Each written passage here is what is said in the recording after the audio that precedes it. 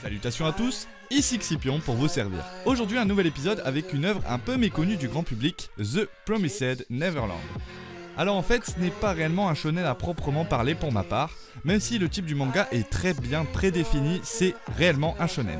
C'est pour cela que ce genre sera un petit peu nouveau et différent pour vous, donc j'espère que ça va vous plaire.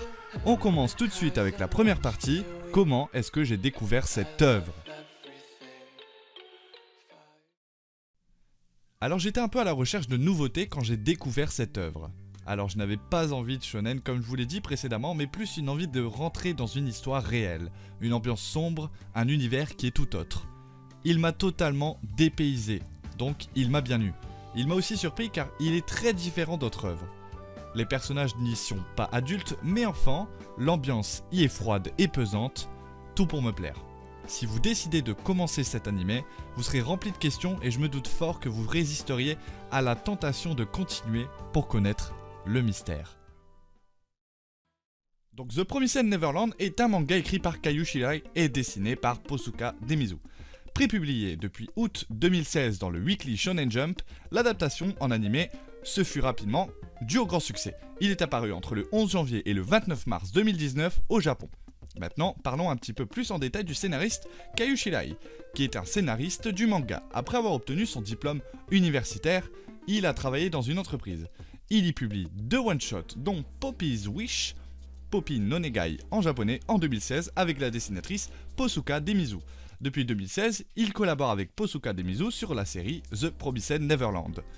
Alors habituellement, le mangaka décide de faire le dessin et le scénario lui-même, ce qui lui procure une tâche de travail plus ardu et plus compliqué. Cette fois c'est différent, le scénario est un rôle à part entière et le dessinateur aussi. Donc ils peuvent se complémenter, se diviser le travail, prendre plus de temps afin de travailler pour le scénario pour le scénariste et pour les dessins pour le dessinateur. Alors pour vous mettre en contexte un petit peu, je vais vous expliquer le synopsis. On suit l'aventure de Emma et ses frères et sœurs, tous orphelins, ont été placés dans un établissement spécialisé, une sorte d'orphelinat lorsqu'ils étaient tout jeunes. Bien que leur liberté soit limitée et que les règles soient parfois un peu strictes, les enfants mènent une vie plutôt heureuse à Gracefield House. Et la femme nommée Maman, qu'ils considèrent comme leur véritable mère, qui s'occupe d'eux, leur offre tout l'amour qu'une mère pourrait offrir à ses enfants. Mais un soir, tout bascule où ils découvrent l'abominable réalité qui se cache derrière la façade de leur vie paisible. Ils doivent s'échapper, c'est une question de vie ou de mort.